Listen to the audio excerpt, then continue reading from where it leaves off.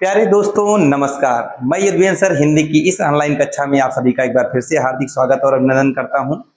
पिछली कक्षा जो वर्णमाला के लिए थे वह पूरी नहीं हो पाई थी टेक्निकल एरर की वजह से। आज उसी कक्षा को थोड़ा आगे बढ़ाएंगे वर्णमाला को, और इसके बाद में हम आपको संज्ञा और सर्वनाम चैप्टर भी इसी में क्लियर कराएंगे। बस लास्ट तक बने रहना, बहुत ही मजा आने वाला है।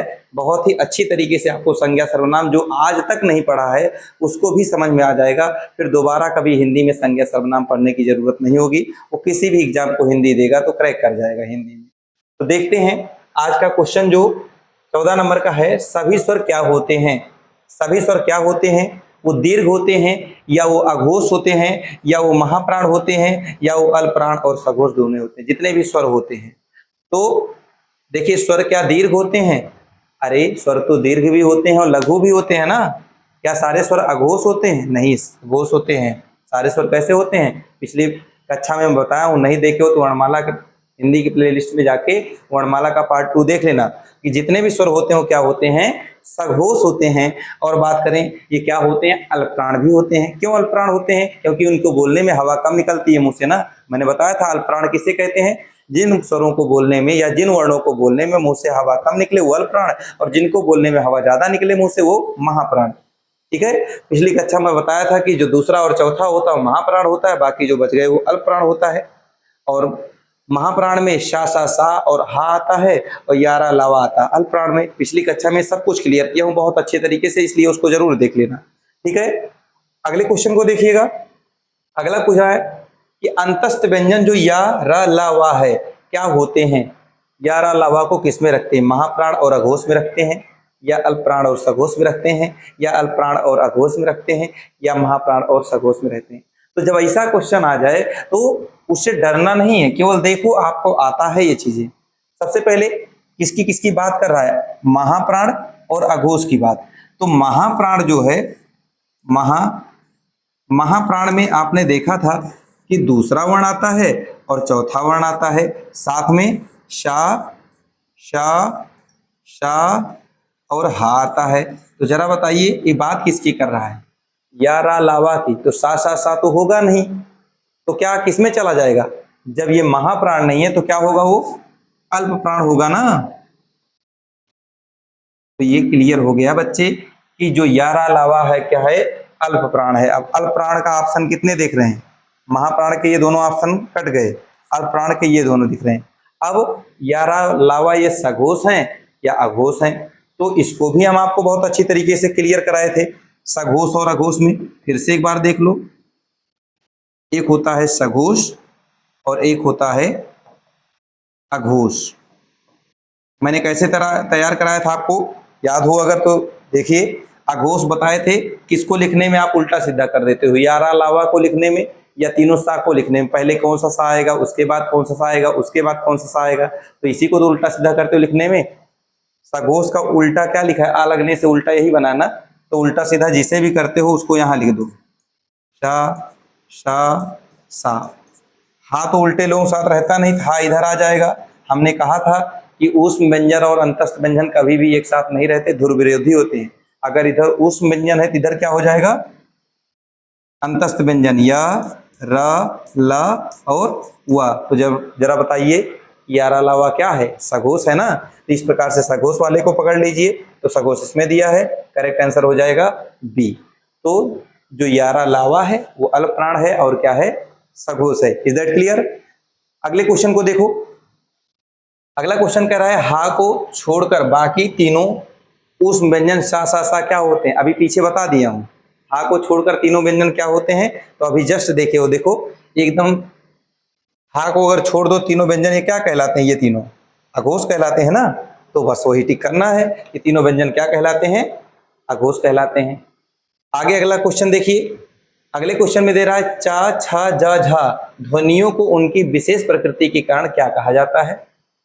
25 तो स्पर्शी व्यंजन होते हैं, लेकिन इन 25 में भी जो चा वर्ग का होता है, चा छा जा झा, इनको बोलने में संघर्ष लगता है। चा छा जा झा, तो इनको बोलने में संघर्ष लगता है, इसीलिए इनको क्या कहते हैं? स्पर्श संघर्षी व्यंजन कहा जाता है। आगे देखिए। अगला कह रहा है कंठ से निकलने वाली ध्वनि कौन सी है? जो कंठ से निकलती है, इससे बहुत पेपर में प्रश्न आता है। कि कंठ से कौन सी ध्वनि निकलती है, मूर्धा से कौन सी ध्वनि निकलती है, दंत से कौन सी ध्वनि निकलती है। तो चलो बहुत अच्छी तरीके से याद कराने वाला हूं, बस देखना ध्यान से तभी याद होगा। आप लोग बार बार इसको भूलते हो, लेकिन आज के बाद हम नहीं भूलोगे। तो कंठ से, मूर्धा से, दंत से, ओष्ठ से, ठीक है, तो इन्हीं से निकलता है। तो ये तो सबको याद हो जाता है कि कंठ से सर क्या होगा, का वर्ग के निकलेंगे, का वर्ग के जितने पांचों अक्षर होते हैं वो सब निकलते हैं। वही मूर्धा से क, च, ट, त, कंठ तालु, थोड़ा ये सीक्वेंस गड़बड़ हो गया, थोड़ा देखिएगा इसको। कंठ के बाद है बेटा तालु, कंठ, तालु, मूर्धा, दंत, ओष्ठ, ऐसा है। ठीक है, क, च, ट, त, प, क, च, ट, त, ओष्ठ। अभी देख लेंगे तो कुछ भी आप लोगों को बचेगा नहीं, क, च, ट, त, प। अब जरा समझिए, का वर्ग के जितने अक्षर होंगे, चा वर्ग के जितने अक्षर होंगे, ता वर्ग के और पा वर्ग के, ये तो सबको याद हो जाता है। प्रॉब्लम किस जगह पे होती है, प्रॉब्लम क्या बात करता है, प्रॉब्लम ये होती है कि जितने स्वर हैं उनको कहाँ रखा गया है, जितने ऊष्म व्यंजन है उनको कहाँ रखा गया है, जितने अंतस्थ व्यंजन है उनको कैसे रखा गया है। क्योंकि ये तो स्पर्शी व्यंजन में आते नहीं है, तो चलो उनकी भी बात करते हैं हम लोग। कैसे याद करोगे, का वर्ग में कंठ आता है, का से क्या होता है, का से कबूतर, और कबूतर अगर कंठ पे चोंच मारता है तो मुझसे क्या निकलता है, आह। का से कबूतर, और कबूतर ने जब गले पे चोंच नहीं मारा तो मुझसे निकला आह। आह में क्या क्या उच्चारण हो रहा है, आह में निकल रहा है मुंह से, क्या देखिए, आह में निकल रहा है आ, आह में मुंह से क्या निकला, आ, आह, यही हो गया ना। और विसर्ग भी इसी में आता है। उसके बाद तालु आता है, चा से क्या होता है, चम्मच, चा से चम्मच, ऐसे याद करना, चा से चम्मच। और चम्मच जब छोटा बच्चा देखता है तो मम्मी के सामने कैसा बिहेव करता है, कैसा रोता है, ई ई ई ई।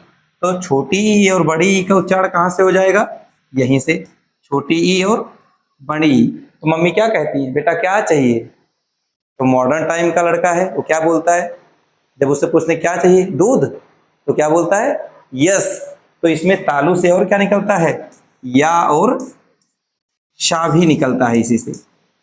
आगे बात करें मूर्धा, टा से टमाटर, और टमाटर पहले के लोग ज्यादा खा लेते थे, लाल लाल होता था, जैसे हनुमान जी ने लाल लाल देख करके सूर्य भगवान को निकल लिया था, उसी तरीके से टा से टमाटर, और लाल लाल टमाटर देख करके ऋषि लोग बहुत टमाटर खा लिए। कोई व्यक्ति था वो लाल लाल टमाटर देख के बहुत टमाटर खा लिया, तो पुराने समय में किसके पास भाग के जाना होता था, ऋषि के पास। तो ऋषि में कौन कौन से वर्ण आ रहे हैं जरा देखो, ऋषि में क्या आ रहा है, री आ रहा है, और शा आ रहा है, और री में रा भी तो आ रहा है, री रा और शा हो जाएगा क्या, टावर का।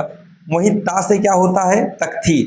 और पहले के, जब आप लोग को याद होगा, पढ़ने जाते थे तो एक तख्ती काट का लेके जाते थे, और उससे क्या करते थे, पढ़ने से ज्यादा क्या करते थे, मार करते थे। और मार करते समय क्या बोलते थे, ला साले। तो ला और सा, ला साले, तो ला और सा का उच्चारण कहां से होता है, दंत से होता है। आगे ओष्ठ से पावर का उच्चारण होता है, पा से क्या होता है, पतंग। पतंग को देखकर बच्चा जब बोल नहीं पाता है तो क्या कहता है, ऊ ऊ ऊ ऊ। तो ऊ से क्या मिल गया आपको, छोटा ऊ और बड़ा ऊ। इसका उच्चारण कहां से होता है, ओष्ठ से होता है। क्लियर हो गया। लेकिन अभी भी कुछ ऐसे हैं जिनका उच्चारण नहीं बताया गया है। इसका उच्चारण नहीं बताया गया, उसको भी देखते हैं चलो। जैसे जो संयुक्त अक्षर हैं, कहीं पर भी हम संयुक्त अक्षर अभी नहीं बताए हैं, कहीं पर आप लोगों को जो संयुक्त स्वर हैं उनको नहीं बताए हैं। संयुक्त स्वर कौन कौन से हैं, संयुक्त स्वर कौन कौन से हैं जरा देखिए, संयुक्त स्वर ए, ऐ, ओ और औ। इसका नहीं बताए हैं। अच्छा, ये बना कैसे था? आ और छोटी ई से मिलकर बना था ना, यही तो बना था। क्योंकि इंग्लिश वर्जन इसका क्या होता है? ए आई। ए से क्या बनता है? आ, और आई से क्या बनता है? ई। तो छोटा आ का उच्चारण स्थान क्या देखे थे भी?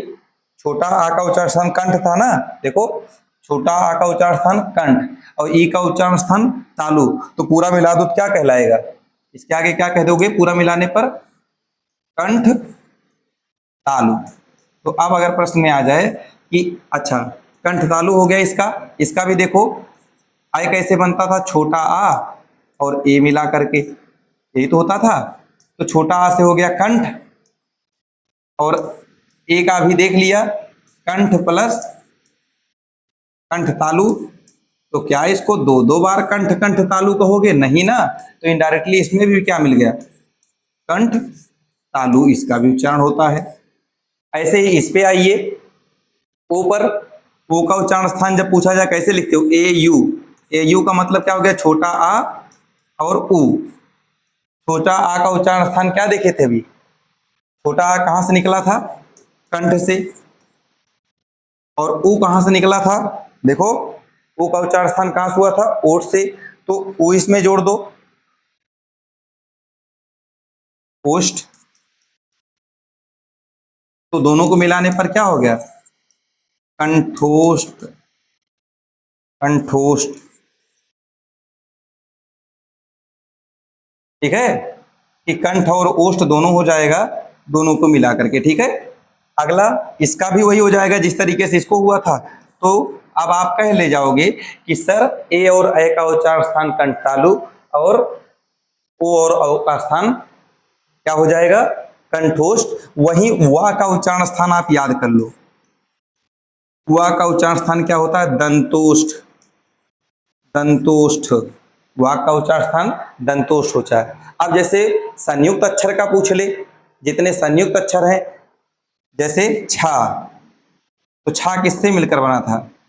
का और शा से मिलकर बना था ना। तो का देख लेना और शा का देख लेना, जो बन जाए वो हो जाएगा इसका। ऐसे छा के बाद त्रा का देख लेना, ये होमवर्क है आप लोगों का। छा, त्रा, ज्ञा और श्रा, इसका आप लोगों को कमेंट बॉक्स में बताना है किससे किससे मिलकर के बना हुआ है, ठीक है। आगे देखिए, वर्दी बैच के तहत अगला क्वेश्चन क्या दिया जा रहा है आपको? कौन सा वर्ण उच्चारण की दृष्टि से दंत नहीं है? इनमें से पहचानिए कौन सा दांत से नहीं निकला था? ता, ना, दा, टा। दंत में कौन कौन से आए थे? फिर से एक बार देखिए, दंत में कौन कौन से आए थे? ये है दंत, ता वर्ग का आया था। ता वर्ग का देखिए क्या दिया गया ऑप्शन में, ता वर्ग का पहला ही अक्षर दे दिया गया दंत से का, क्या है? ता है।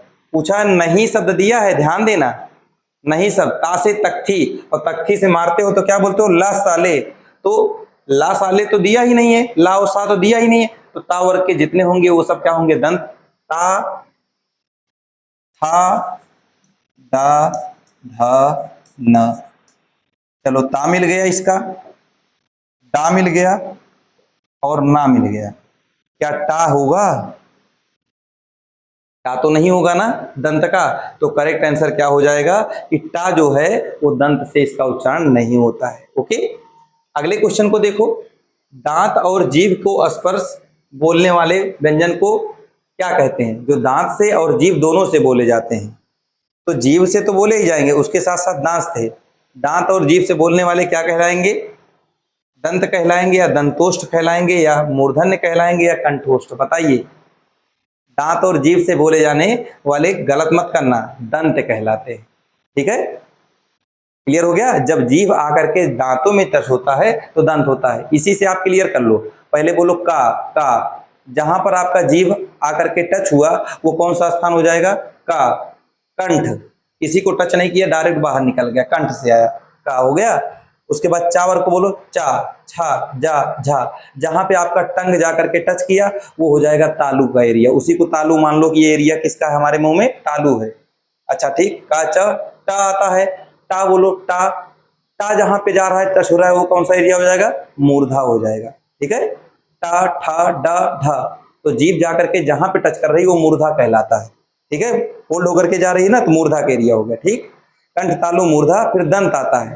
तो क च ट ता, ता वाले जितने बोलो, देखो दांत में टच हो रहा है, ता था दा धा। ठीक, दांत में टच हुआ। अच्छा, उसके बाद यही तो पूछा है ना कि आपकी जीभ दांत में टच होती है तो क्या कहलाता है? दंत वाले दंत व्यंजन ही तो कहलाते हैं। ठीक, कंठ तालु मूर्धा दंत। ओठ वाला देख लो, ओठ वाला देखो, ओठ टच होंगे दोनों, पा फा बा भा। तो ऐसे फील करके आप अपने अंदर उसको एग्जिस्ट कर लीजिए अंदर। ठीक है, बैठा दीजिए अंदर कि आपको दोबारा उसको रटने की जरूरत ना पड़े।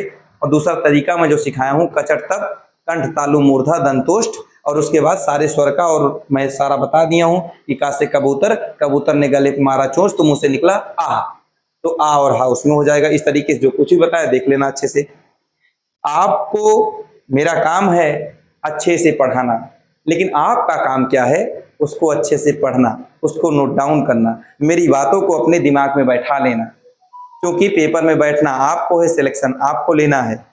ठीक है, और हमें आपको सिलेक्शन दिलाना है। आप जानते हो कि ये जो बैच चला रहा हूँ बिल्कुल फ्री ऑफ कास्ट है, लेकिन पूरा मेहनत दिखा रहा हूँ इसमें। जो चीज़ें आप लोगों को पढ़ा रहा हूँ वो चीज़ें आपको फ्री ऑफ कॉस्ट एक जगह पर नहीं मिलेंगी। तो इसलिए इस पर मेहनत करो थोड़ा। और मैं ये गारंटी लेता हूँ कि हिंदी में कुछ भी नहीं बचेगा जो आपको आ नहीं जाएगा, बस पूरी क्लास लेते रहिए ऐसे। ठीक है, अगला क्वेश्चन देखिए। अगला क्वेश्चन दे रहा है, कंठ अल्प प्राण व्यंजन वर्ण का उदाहरण कौन सा है? मतलब वो कंठ से बोला जाता है और अल्प प्राण भी है। ऐसा क्वेश्चन आ रहा है, आ सकता है ना ऐसा क्वेश्चन? अगर ऐसा क्वेश्चन आता है तो कैसे करोगे? ऐसे क्वेश्चन आएंगे तो कैसे होगा? सबसे पहले कंठ की बात कर रहा है, तो कंठ से आप जानते हो कौन से वर्ग बोले जाते हैं? का वर्ग बोले जाते हैं। और अल्प प्राण की बात कर रहा है, अल्प प्राण क्या होता है? महाप्राण दूसरा और चौथा आता है अक्षर। तो अल्प प्राण क्या होगा? पहला, तीसरा, पांचवा। अब बताइए इस पहले तीसरे पांचवें अक्षर में से कौन सा अक्षर दिया है? का खा गा घा का, सब का खा गा घा है उसी के। तो का तो पहला दिया है ना, यही तो बोला है कि अल्पप्राण कौन सा है।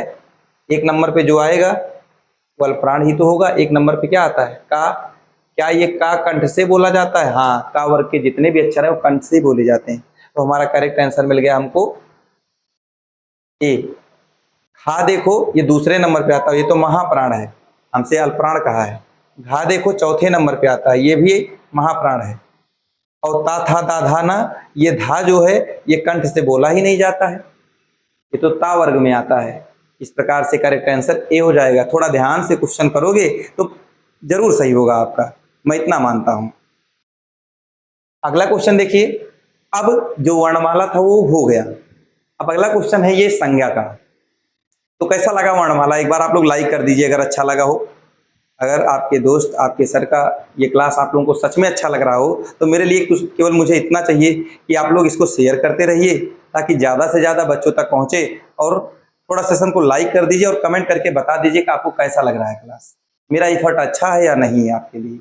ठीक है, तो अगला देखिए, व्यक्ति, वस्तु, स्थान, भाव और अवस्था के नाम को क्या कहते हैं? यही पूछ ले डायरेक्ट, क्योंकि ये तो डिफिनीशन है किसका? संज्ञा का। संज्ञा का ही डिफिनीशन ही है कि किसी भी व्यक्ति, किसी भी वस्तु, किसी भी स्थान, किसी भी भाव के नाम को क्या कहा जाता है? संज्ञा कहा जाता है। व्यक्ति कैसे? जैसे रमेश, सुरेश, गीता, सीता, ये सब व्यक्ति हो जाएंगे। वस्तु कैसे? जैसे कार, पेन, बोर्ड, ये सब वस्तु के नाम हो जाएंगे। ठीक है। स्थान कैसे? दिल्ली, आगरा, ये सब हो जाएंगे स्थान। भाव कैसे? ईमानदारी, बेईमानी, ठीक है, घृणा, प्रेम, ये सब भाव है ना, ये हो जाएंगे भाववाचक। अच्छा ठीक है, तो ये सब क्या कहलाते हैं? इन सब की अवस्था के नाम को क्या कहते हैं? संज्ञा कहते हैं। क्लियर? तो ये पहला क्वेश्चन तो हो गया। अब प्रश्न में आएगा संज्ञा कितने प्रकार के होते हैं, इनको क्या क्या बातें हैं, इनकी खासियत। तो जरा देख लीजिए। संज्ञा 5 प्रकार के होते हैं। व्यक्तिवाचक संज्ञा, जातिवाचक संज्ञा, भाववाचक संज्ञा, समूहवाचक संज्ञा, द्रव्यवाचक संज्ञा। लेकिन अगर प्रश्न यह आ जाए कि संज्ञा के मूल भाग कितने हैं, मूल रूप से संज्ञा कितने होते हैं, तो 3 मानना। कौन कौन से? व्यक्तिवाचक, जातिवाचक और भाववाचक। ये जो द्रव्यवाचक है और समूहवाचक है इसको काउंट नहीं करते हैं। ठीक है। तो संज्ञा के मूल भाग 3 है, ऐसे डायरेक्ट ऐसे लिखाएगा संज्ञा के कितने भाग हैं, तो संज्ञा के 5 भाग हैं। अब पांचों भाग समझिए अच्छे से। पहला भाग है व्यक्तिवाचक संज्ञा। पहला कौन सा है? व्यक्तिवाचक। व्यक्तिवाचक क्या होते हैं? दुनिया में कोई चीज जो अकेली होती है वो सब व्यक्ति होते हैं, उसके जैसा कोई दूसरा ना हो तो वो सब क्या होंगे? व्यक्तिवाचक होंगे। जैसे मेरे जैसा कोई दूसरा है, अगर कोई मेरा कहे यदुवेंद्र सर, तो यदुवेंद्र सर तो मैं यूनिक हो गया ना, अकेला हो गया, तो मेरा नाम क्या हो गया? व्यक्तिवाचक हो गया। ठीक है। जैसे गंगा, हिमालय या मांटेक्स पेन या कोई भी चीज ले लो जिसका नाम दे दिया गया हो, वो अकेला हो गया हो, वही हो जाएगा क्या? व्यक्तिवाचक संज्ञा। व्यक्तिवाचक संज्ञा। उसके बाद दूसरा आता है जातिवाचक संज्ञा। व्यक्तिवाचक आप इसमें भी पढ़ रहे हो, सर्वनाम में भी अभी पढ़ोगे, ये कॉमन है दोनों में, याद रखना। जातिवाचक संज्ञा देखिएगा क्या है? जातिवाचक संज्ञा जिसमें पूरी जाति का बोध हो, जिसमें पूरी जाति का बोध हो उसी को जातिवाचक कहते हैं। ये क्या होते हैं? ये बहुवचन होते हैं। ज्यादातर जातिवाचक संज्ञा क्या होते हैं? ये बहुवचन होते हैं। कैसे? ये अकेला नहीं होगा, हमेशा ये बहुवचन रूप में प्रयोग होगा। कैसे? जैसे मैंने कह दिया पेन। अब पेन तो हो सकता है ये फाउंटेन पेन हो सकता है दूसरी कंपनी का हो। क्लियर नहीं हुआ ना? तो इसके जैसे और हो सकते हैं ना, पेन तो कई प्रकार के हो सकते हैं। जिसमें क्लियर ना हो ये क्या है, पेन है, इसके जैसा जब दूसरा निकल जाए, कहने का मतलब दोनों मंत्र समझो। व्यक्तिवाचक में इसके जैसा दूसरा नहीं होगा, जातिवाचक में इसके जैसा दूसरा होगा। जब भी आपको जातिवाचक आए आप सोचो कि क्या इसके जैसा कोई दूसरा बन सकता है, इसमें और भी कोई आ सकता है। जैसे नदी, अब नदी में आपके गांव में भी नदी होगी, उसको भी नदी कहेंगे, कहीं और नदी होगी उसको भी नदी ही कहेंगे। ठीक है। तो नदी क्या हो जाएगा? जातिवाचक हो जाएगा। जैसे मैं कह दूं, एक एग्जाम्पल के तौर पर मैं कह दूं राज्य। अब राज्य का नाम नहीं लिया ना, तो राज्य क्या हो जाएगा?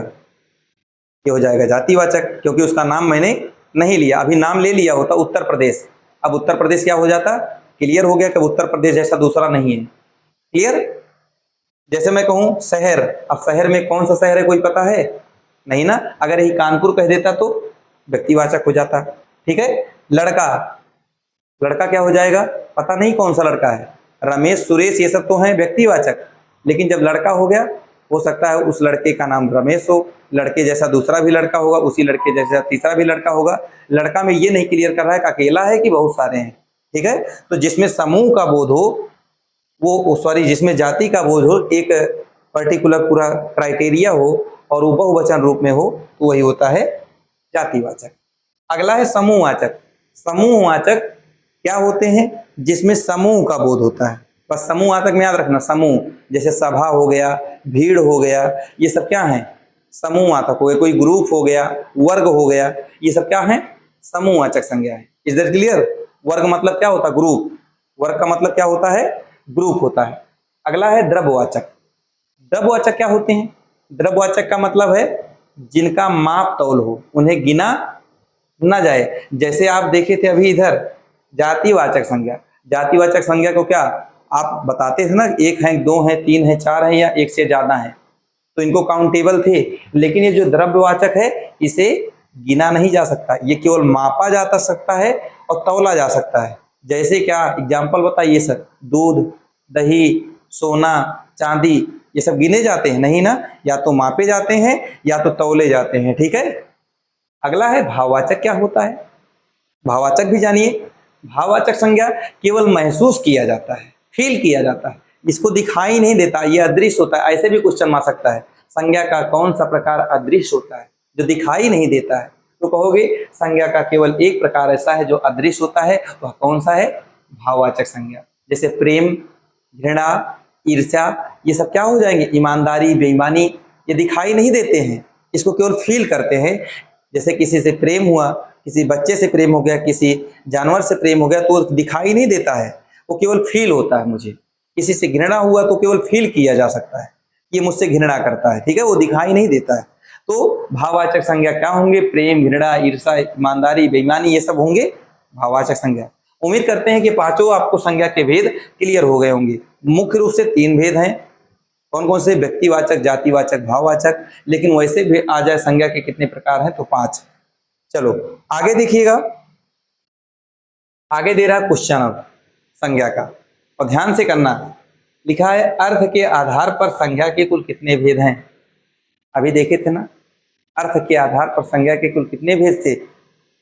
अर्थ के आधार पर कितने भेद थे, 3, 4, 5 और 6। बताइए अर्थ के आधार पर संज्ञा के कितने भेद थे। अर्थ के आधार पर संज्ञा के कितने भेद थे, 5 तो अभी देखे थे ना, तो करेक्ट आंसर क्या हो जाएगा, 5। ठीक है, अगले क्वेश्चन को देखिए। अगला क्वेश्चन कह रहा है राकेश, रमेश, सीता, श्याम और हिंदुस्तान ये कौन सी संज्ञाएं हैं भैया। किसी का नाम ले रहा है, तो जिसका नाम आता है जब कहीं पर वो कौन सी संज्ञा होती है, व्यक्तिवाचक संज्ञा। ओके, अगले क्वेश्चन को देखते रहो। अगला है इनमें से कौन सा शब्द व्यक्तिवाचक संज्ञा नहीं है। क्या व्यक्तिवाचक संज्ञा नहीं है।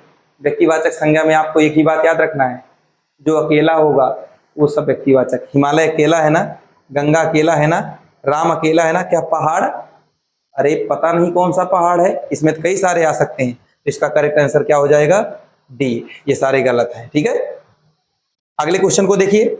ऐसे ही करना है, कुछ इसमें बहुत बड़ा खेल नहीं है, केवल आप मन से पढ़ो और सुनते रहो, चीजें आपको तैयार हो जाएंगी। और थोड़ा सा जो अच्छा लगे उसको नोट कर लो। ठीक है, इससे बाहर कुछ आता नहीं है, आपको पढ़ाई में बरगलाने की जरूरत नहीं है। मैं चैलेंज करता हूं, आप जो तैयारी कर रहे हो केवल इतना पढ़ के चले जाना, और पेपर में अगर इसी से ना आ जाए मैटर तो बताना हमको।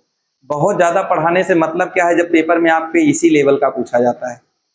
ठीक है, जो आपसे पूछा जाता है केवल उतना पढ़ लो, उसी से आपका सिलेक्शन हो जाएगा। सिलेक्शन लेने से आपको मतलब है, किसी का विशेषज्ञ तो बनना नहीं है, ना तुमको ना हमको।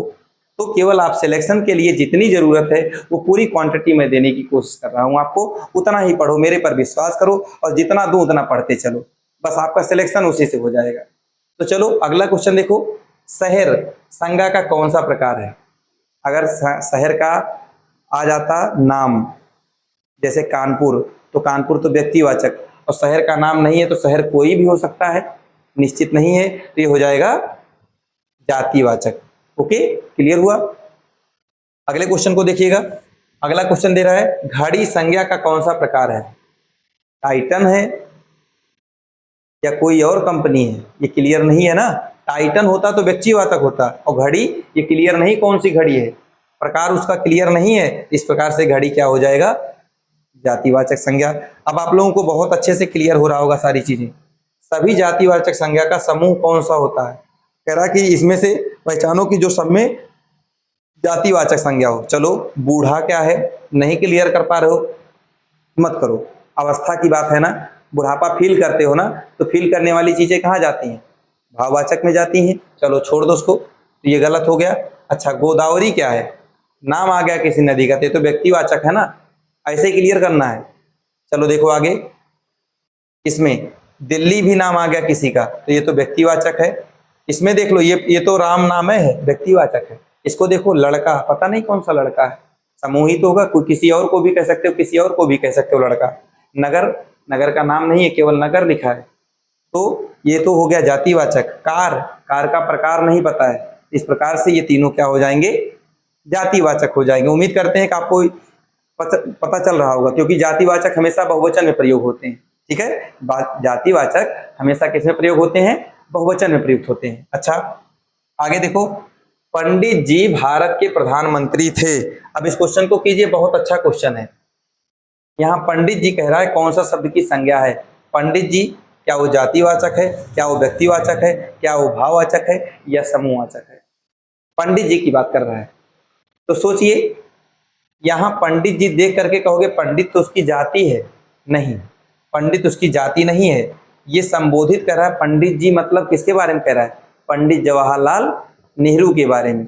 तो पंडित जवाहरलाल नेहरू क्या दो चार हैं, नहीं ना, पंडित जवाहरलाल नेहरू कितने हैं, एक ही हैं, इसलिए क्या हो जाएगा, व्यक्तिवाचक। कभी कभी ऐसे भी प्रश्न में आ जाता है। ठीक है, इस तरीके से भी पेपर में पूछा जा सकता है क्वेश्चन, इसलिए मैं इस तरीके का क्वेश्चन आपको बताना चाहता हूं। जैसे जातिवाचक से व्यक्तिवाचक बनने का रूप यहाँ मैं आपको बता दिया हूं कि पंडित जी भारत के प्रधानमंत्री थे। पंडित आमतौर पर जाति है, लेकिन यहाँ विशेष रूप से नेहरू जी के लिए इशारा किया गया है। इसी प्रकार से ये जातिवाचक होने के बावजूद भी इसे क्या कहेंगे, ये व्यक्तिवाचक है। ठीक है, व्यक्तिवाचक से जातिवाचक कैसे बदलते हैं, ध्यान दो। आज भी घरों में विभीषणों की कमी नहीं है। ठीक है, विभीषणों की कमी नहीं। देखो विभीषण क्या है, विभीषण क्या है, एक व्यक्तिवाचक संज्ञा है ना, विभीषण एक व्यक्तिवाचक संज्ञा है। लेकिन यहाँ विभीषणों का मतलब क्या हो गया कि कोई एक व्यक्ति नहीं, ये बहुत सारे की बात कर रहा है। तो जैसे व्यक्तिवाचक संज्ञा बहुवचन में चेंज होता है तुरंत तो जातिवाचक कहलाने लगता है। विभीषणों की कमी नहीं है, विभीषण तो सिंगल था, विभीषणों क्या हो गया, बहुवचन हो गया। तो यही व्यक्तिवाचक संज्ञा क्या कहलाता है, जातिवाचक, क्योंकि व्यक्तिवाचक संज्ञा हमेशा एक वचन होता है और जातिवाचक संज्ञा बहुवचन होता है। क्लियर हो गया ना। विभीषण एक नाम है व्यक्ति, लेकिन यहाँ देशद्रोहियों की पूरी जाति या जाति को दर्शाता है। ठीक है, ऐसे हो सकता है, या क्वेश्चन आ जाए ऐसे भी पूछ सकता है, आज भी हमारे घरों में मंथरा की कमी नहीं है। ठीक, या आज भी हमारे घरों में क्वेश्चन आ जाए कि आज भी हमारे घरों में शंकराचार्यों की कमी नहीं है। तो शंकराचार्य तो अकेले हैं, लेकिन शंकराचार्यों मतलब उनके जैसे बहुत सारे लोग हो चुके हैं। ठीक है, तो इस प्रकार से क्लियर कर ले गए आप लोग। अगला देखिएगा, आज भी हमारे घरों में विभीषणों की कमी नहीं है। तो कहोगे अब तो पता चल गया ना, ये क्या हो जाएगा, विभीषणों का मतलब क्या हो गया, जातिवाचक। ठीक, अगले क्वेश्चन को देखिए। ऐसे ही पेपर में आते हैं, बहुत भागने की जरूरत नहीं है आपको, पेपर में ऐसे ही आते हैं जैसे मैं आपको बता रहा हूं। अगले क्वेश्चन को देखिए, किस विकल्प के सभी शब्दों में विशेषण से बनी भाववाचक संज्ञा है। विशेषण से बनी भाववाचक संज्ञा, बहुत ही अच्छा क्वेश्चन, आज का सबसे बेहतरीन क्वेश्चन यही है कि विशेषण से बनी भाववाचक संज्ञा कौन सी है। पहले तो आप विशेषण पहचानो क्या हो, विशेषण पहचानो कौन कौन से हैं, महत्व, सौंदर्य या प्राथमिकता, या मनुजत्व, स्वास्थ्य, या छुटपन, या लड़कपन, या धैर्य, या धीरज। अब इसमें पहचानना है आपको कि विशेषण से बनी भाववाचक संज्ञा क्या है। भाव क्या करते हो, फील करते हो ना। अब चलो, वो दिखाई नहीं देता है।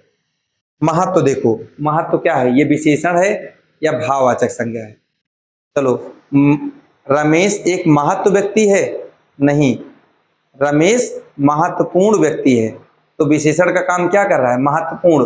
तो इसका मतलब महत्व तो क्या है, महत्व क्या हो जाएगा, ये हो जाएगा भाववाचक संज्ञा। महत्वपूर्ण होता तो महत्वपूर्ण विशेषण होता। सौंदर्य, सुंदर, अब देखो सौंदर्य क्या हो जाएगा, ये क्या हो जाएगा, भाववाचक। क्यों, सुंदर होता है विशेषण, सुंदर से बना है सौंदर्य। जैसे वह एक सुंदर लड़की है, तो सुंदर लड़की, लड़की की विशेषता है वो सुंदर है, तो वो विशेषण था, तो सुंदर से बन गया सौंदर्य। प्राथमिकता देखो, मैंने आज रमेश को प्राथमिकता दिया, तो प्राथमिकता क्या हो जाएगा, ये भी दिखाई नहीं देता है। अच्छा, इस क्वेश्चन का जवाब आप लोग कमेंट बॉक्स में देना, देखते हैं कितने लोगों का सही होगा। इतना हिंट भी आपको कर दिया हूं, जानना चाहता हूं कि कौन कौन से बच्चे इसको कर लेंगे अच्छे से।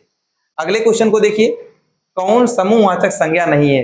यदि नहीं बता पाएंगे तो कल की क्लास में हम जरूर आपको बताएंगे, लेकिन आपको मैं देखना चाहता हूं क्या आप लोग इस क्वेश्चन का जवाब अच्छे से दे सकते हो। मन कहे तो इसका स्क्रीनशॉट ले लीजिए और फिर बताइएगा इसका सही जवाब क्या होगा।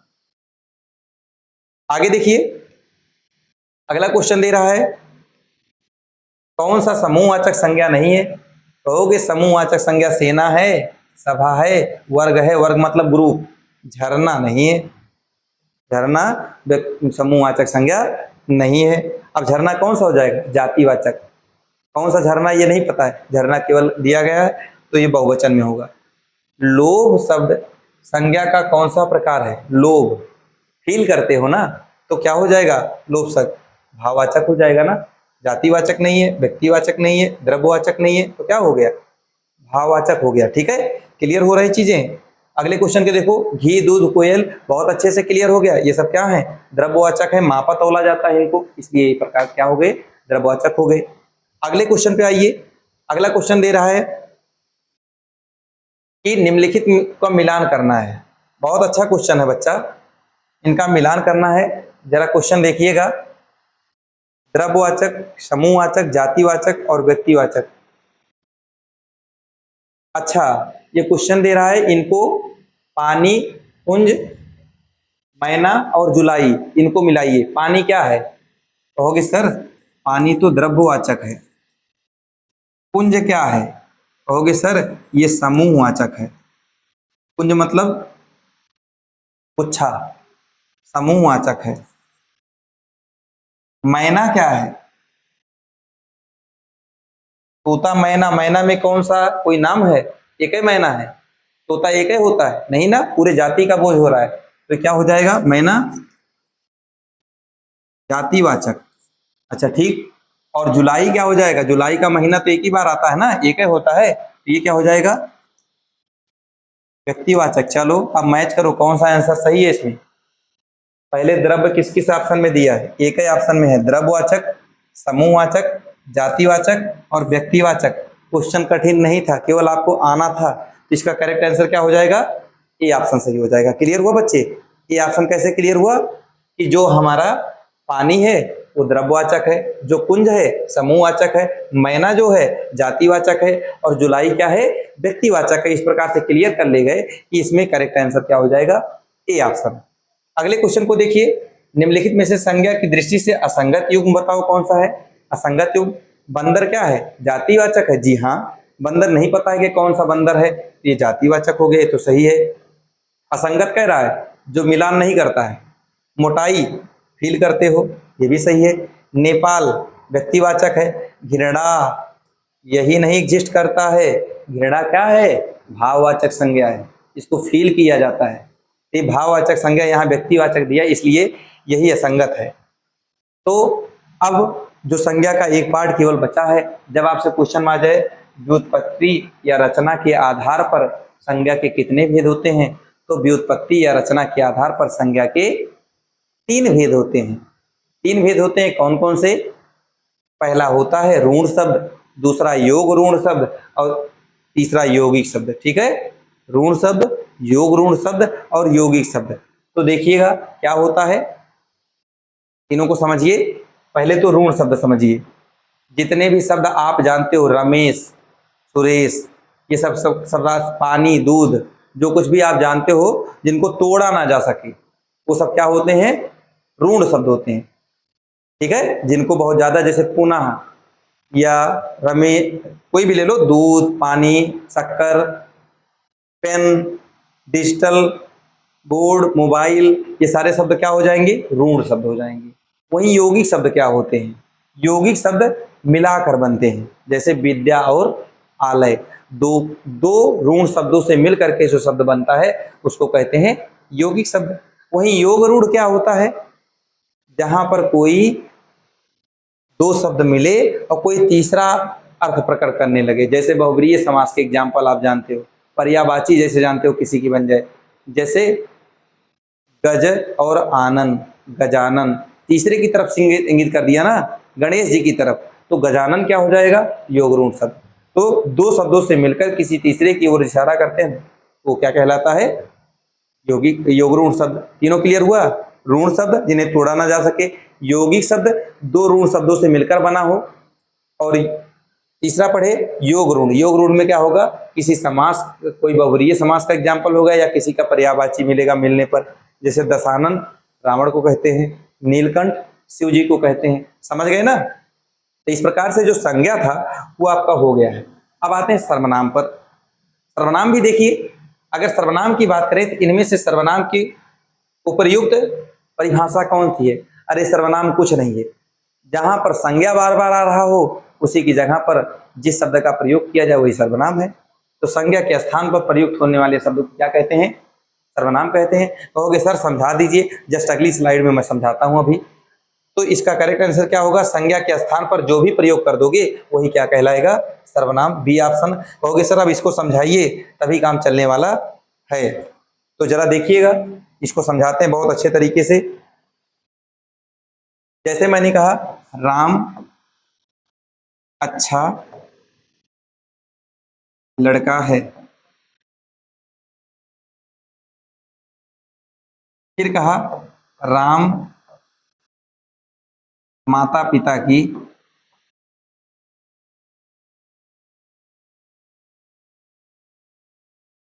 बात मानता है।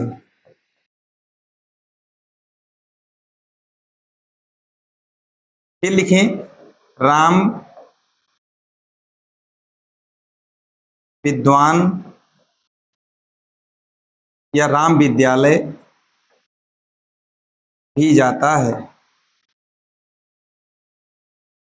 अब आपको एक चीज दिख रहा होगा, बार बार हम राम राम लिख रहे हैं तो आपको लग रहा होगा ना ये सही लग नहीं रहा है। तो यही जो बार बार राम लिख रहे हैं तो क्या है राम? राम तो संज्ञा है ना। ये राम क्या है? ये तो संज्ञा है ना। तो राम एक बार लिखे और उसके स्थान पर दोबारा लिखना हो तो उसके स्थान पर अगर कोई दूसरा शब्द वहां पर लग सके उसे लगा दो तो वही सर्वनाम हो जाता है। जैसे कैसे? राम अच्छा लड़का है, राम के स्थान पर वह लगा दो। वह माता पिता की बात मानता है, वह विद्यालय भी जाता है। Exact clear? इस संज्ञा के स्थान पर अगर आप कोई भी शब्द लगा ले जाओ तो वही सर्वनाम होता है। ओके, क्लियर हो गया ना? अगले क्वेश्चन को देखिए। सर्वनाम क्लियर हो गया होता क्या है। अब अगला क्वेश्चन क्या कह रहा है, देखिए। कह रहा है सर्वनाम का शाब्दिक अर्थ क्या है और यह किसके पुनरावृत्ति दोष को दूर करता है। अभी देख लिए, सर्वनाम का सबका नाम होता है और ये संज्ञा के दोषों को क्लियर करता है। चाहे जिसका नाम हो, जैसे वह कहा, वह के स्थान पर किसी का भी नाम आ सकता है ना, राम सीता कोई भी आ सकते हैं। और इस संज्ञा में जो दोष होता है, बार बार राम प्रयोग कर रहे थे, वो एक दोषित होता, उसको दूर किया संज्ञा लग करके। ठीक, अगले क्वेश्चन को देखो, बस समझो यार अच्छे से, आप लोग अच्छे से समझो, मैं गारंटी लेता हूं और कुछ नहीं आएगा आपके पेपर में, केवल इसी को करते हुए चलो अच्छे से। ठीक है, तो लाइक कर दो आप लोग यार, लाइक भी नहीं कर रहे हो। सेशन को लाइक तो कर दो। इतनी अच्छे तरीके से आपको तीन तीन चैप्टर एक ही क्लास में समाप्त करने की कोशिश कर रहा हूं और फिर भी आप लोग अभी तक लाइक नहीं किए, तो सेशन को लाइक कर दो। और ये एक सूचना और देना चाहते हैं, ये वर्दी बैच जो लॉन्च किया गया है, प्ले लिस्ट में जाना, चाहे जो सब्जेक्ट आपका कमजोर हो, हर सब्जेक्ट के एक अच्छी तरीके से अनुभवी टीचर पढ़ा रहे हैं, उस पर प्ले लिस्ट खोलना और सारी वीडियो देख डालना। ठीक है, अभी नया बैच लॉन्च हुआ है, इसको यूपी पुलिस वाले तो खासकर देखना, जो आगामी भर्ती है उसके लिए तो रामबाण है ये, यूपीएसआई वालों के लिए भी, और जितने वनडे एग्जाम है वो लोग भी देखें। कहने को केवल ये यूपी पुलिस और यूपीएसआई का है, बाकी है ये सबके लिए। हिंदी आएगी तो यही ना कि कुछ अलग हिंदी आ जाएगी, आएगी इतने में से ही, तो इसको अच्छे से पढ़ो। सर्वनाम का भेद इनमें से कौन सा नहीं है? तो सर्वनाम के कौन कौन से भेद होते हैं? प्रश्नवाचक सर्वनाम, संबंधवाचक सर्वनाम, निजवाचक सर्वनाम, ये तीनों होते हैं, लेकिन गुणवाचक सर्वनाम नहीं होते हैं। सर्वनाम के भेद कितने होते हैं पहले ये जान लो। सर्वनाम के टोटल 6 भेद होते हैं। कौन सा सर्वनाम? एक होता है व्यक्तिवाचक सर्वनाम, दूसरा होता है निश्चयवाचक सर्वनाम, तीसरा होता है अनिश्चयवाचक सर्वनाम, और चौथा होता है प्रश्नवाचक, संबंधवाचक और निजवाचक। तो 3 ये व्यक्तिवाचक, निश्चयवाचक और अनिश्चयवाचक, और 3 ये हो गए प्रश्नवाचक, संबंधवाचक और निजवाचक। तो संबंध सर्वनाम के कुल कितने भेद होते हैं? 6। सर्वनाम अगर पूछे मुख्य रूप से कितने होते तो 11। सर्वनाम मुख्य रूप से 11, लेकिन भेद पूछेगा सर्वनाम का तो 6, याद रखना। अब अगले पॉइंट्स को देखना है, ये सर्वनाम के जो 5 भेद होते हैं या 6 भेद होते हैं। देखो क्वेश्चन ही आ गया अगला, हिंदी में कुल कितने सर्वनाम होते हैं?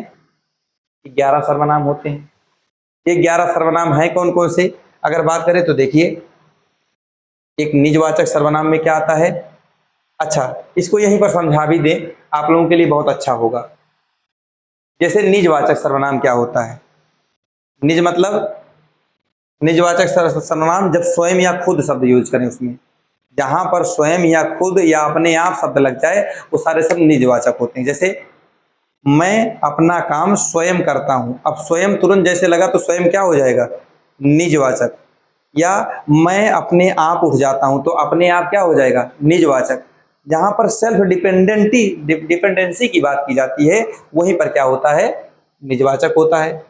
जैसे मैं यह काम अपने आप करता हूं, यहाँ पे स्वयं लगाओगे तभी गलत नहीं होगा।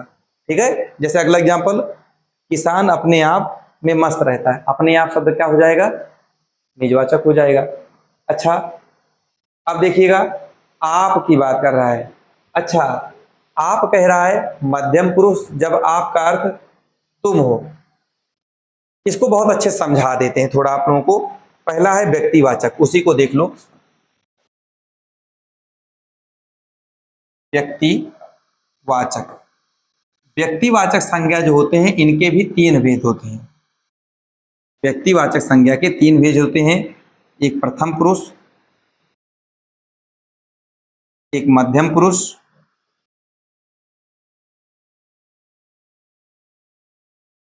एक उत्तम पुरुष होता है। व्यक्तिवाचक संज्ञा या पुरुषवाचक संज्ञा, इसी को व्यक्तिवाचक कहते हैं, इसी को पुरुषवाचक भी कहते हैं। ठीक है, इसके तीन भेद होते हैं, प्रथम पुरुष, मध्यम पुरुष और उत्तम पुरुष। प्रथम पुरुष क्या होता है? जो कोई कहता है बात, उसी को प्रथम पुरुष कहते हैं, कहने वाले को प्रथम पुरुष। कहता कौन है? जैसे कहूं मैं पढ़ा रहा हूं, जब मैं ही बोल रहा हूं अपने ही बारे में, जब बातें अपने ही बारे में की जाएं तो वो क्या होते हैं? प्रथम पुरुष। तो जहां पर मैं शब्द आ जाए इसका मतलब वो क्या है? प्रथम पुरुष हो जाए, अपने बारे में बात कर लिया। और अगर किसी दूसरे से कह रहे हैं, जो हमारे सामने श्रोता से अगर कुछ कह रहे हैं, तो श्रोता के लिए कौन सा शब्द यूज करोगे? तुम बैठ जाओ। तुम किससे कहेंगे? जो हमारे सामने है ना। जैसे मैं कहूं तुम लोग पढ़ो, तो तुम कौन है? आप हो, श्रोता आप ही हो ना। तो तुम शब्द किसके लिए यूज हुआ? आपके लिए। तो तुम लगाओ या आप लगाओ या तू लगाओ, ये सारे शब्द क्या हो जाते हैं? मध्यम पुरुष। उत्तम पुरुष क्या होता है? श्रोता जो है कहता तो है मध्यम पुरुष से, लेकिन कहता किसके बारे में है? किसी तीसरे के बारे में। तो जब प्रथम पुरुष किसी तीसरे के बारे में कहे तो उसमें क्या होता है? उत्तम पुरुष होता है। जैसे वह बहुत पढ़ता है या वह पढ़ता है, वह पढ़ता है। अब बताओ, मैं कह रहा हूं वह पढ़ता है, मैं आपसे कह रहा हूं वह पढ़ता है, तो क्या मैं आपको कह रहा हूं? नहीं ना। आप तो श्रोता हो, तो आप तो मध्यम पुरुष हो। लेकिन मैं कह किसके बारे में रहा हूं? अगर वह पढ़ता है, किसी तीसरे के बारे में कह रहा हूं, तो ये क्या हो जाएगा? वह उत्तम पुरुष हो जाएगा। तो वह, वे, ये सब क्या हो जाते हैं? उत्तम पुरुष। फिर से एक बार देखो सारा, मैं खुद के बारे में बात किया तो प्रथम पुरुष, मध्यम पुरुष में श्रोता के बारे में बात करेंगे तो मध्यम पुरुष। जैसे तुम पढ़ते हो, आप खाते हो, आप लिखते हो, तो ये क्या हो जाएगा? आपके बारे में जो सामने हो, सामने वाले को जब जिस शब्द से जिस सर्वनाम से इंगित करोगे तो क्या कहलाता है? मध्यम पुरुष। किसी तीसरे व्यक्ति के बारे में चर्चा कर रहे हो, उसके लिए जिस सर्वनाम का यूज करोगे वहां पर हो जाएगा उत्तम पुरुष। वह सोता है, वे जाते हैं, वे पढ़ते हैं, तो हो गया ये किसी तीसरे के बारे में कह रहे हैं हम। जब किसी तीसरे की बात किसी सर्वनाम के माध्यम से किया जाए वहां पर होता है उत्तम पुरुष। क्लियर? अच्छा, ये भी पॉइंट क्लियर हो गया। अगला देखिए क्वेश्चन क्या दिया हुआ है। अगला क्वेश्चन कह रहा है आप कहां जा रहे हैं? आप कहां जा रहे हैं? यहां पर कह रहा है या आप शब्द किसमें है? आप कहां जा रहे हैं? मैं आपसे कह रहा हूं, आपसे बोल रहा हूं, आप क्यों पढ़ रहे हैं? तो आप शब्द किस लिए यूज किए? श्रोता के लिए ना। तुम, आप, ये सारे शब्द किसके लिए यूज होते हैं? श्रोता के लिए। श्रोता क्या होता है? मध्यम पुरुष होता है। ठीक, अगले क्वेश्चन को देखिए। अगला क्वेश्चन दे रहा, तुम्हारा विश्वास मैं नहीं करूंगा तो कौन करेगा? इसमें कौन सा सर्वनाम है? इसमें कौन सा सर्वनाम है? अच्छा, एक बार थोड़ा सा पहले देख लीजिए जो मैं बताने चल रहा हूं। जो 5 प्रकार का यहाँ पर आपको 6 प्रकार का जो सर्वनाम बताया हूं, यहाँ थोड़ा समझा दूं तब अच्छा रहेगा। चलो वहीं पर समझा देते हैं जहां पर आपको स्लाइड दिखाया हूं। इस जगह पर व्यक्तिवाचक सर्वनाम क्लियर हो गया आपको। निश्चयवाचक सर्वनाम देख लीजिए क्या होता है। निश्चयवाचक सर्वनाम, जब किसी की तरफ उंगली कर दो, जैसे यह मेरा पेन है, तो यह शब्द क्या हो गया? यह मेरा पेन है। ठीक है, तो याद रखना मैंने एग्जाम्पल क्या बता दिया, यह मेरा पेन है। बहुत बड़ी चीज बताने चल रहा हूं।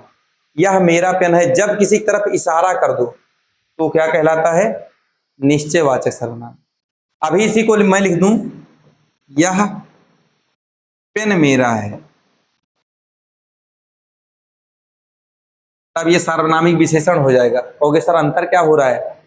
अंतर ये हो रहा है कि जब दो सर्वनाम एक साथ में आए, देखो यह और मेरा दोनों सर्वनाम एक साथ में है, जब दो सर्वनाम एक साथ में आए और किसी की तरफ इशारा कर रहा होगा तो हमेशा वो कौन सा होगा? निश्चयवाचक सर्वनाम। और अगर एक सर्वनाम के बाद फिर क्या आ जाता है? कोई व्यक्तिवाचक संज्ञा आ जाता है।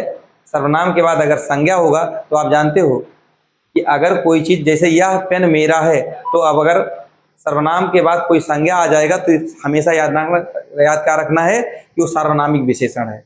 अगर सर्वनाम के बाद कोई सर्वनाम आता है और इशारा करता है किसी तीसरे की तरफ, तो क्या होता है हमेशा निश्चयवाचक सर्वनाम। दोनों में अंतर क्लियर? दो सर्वनाम एक साथ आए और किसी की तरफ इशारा कर दे तो निश्चयवाचक। दो सर्वनाम, एक संज्ञा आए और एक सर्वनाम एक साथ आए, इशारा भले किसी की तरफ करे, ठीक है, उससे कोई मतलब नहीं। अगर इशारा करता है तो क्या हो जाएगा, सार्वनामिक विशेषण हो जाएगा। बहुत बड़ा अंतर बता दिया।